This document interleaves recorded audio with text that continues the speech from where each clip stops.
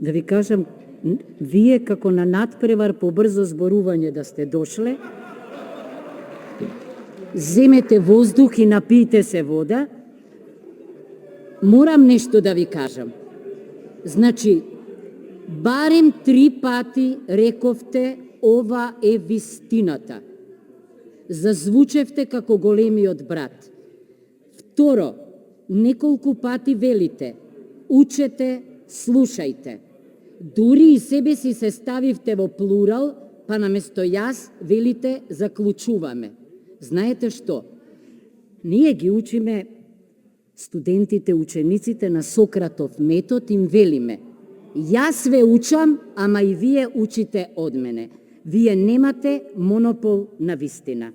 Значи, однесувањето второ ви беше хибридно, да употребам соодветен израз.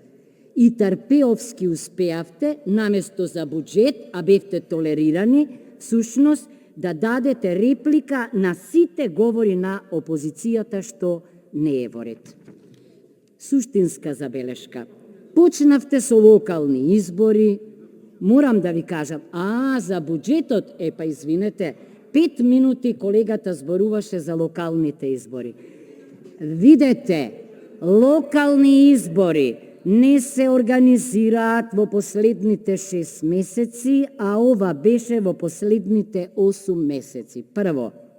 Второ, локални избори не се организираат без меѓународно наблюдување од Конгресот на локални и регионални власти. Трето, во локални избори не смеат да учествуваат премиерот и министрите, запомнете. Да.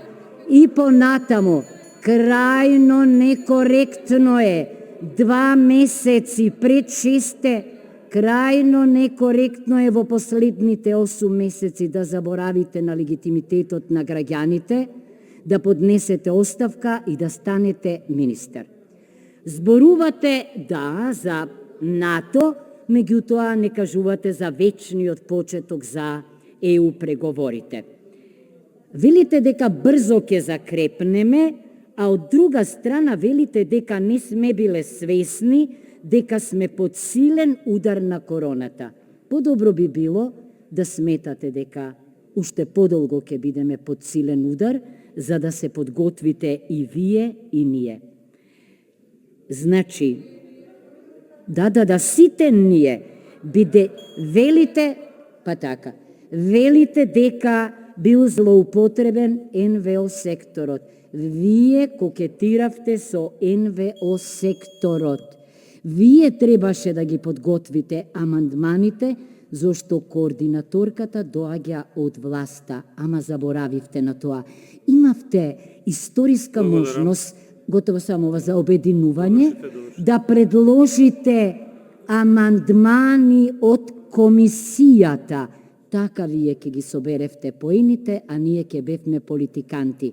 Ама вие не гласавте за ниту еден амандман. Благодарам.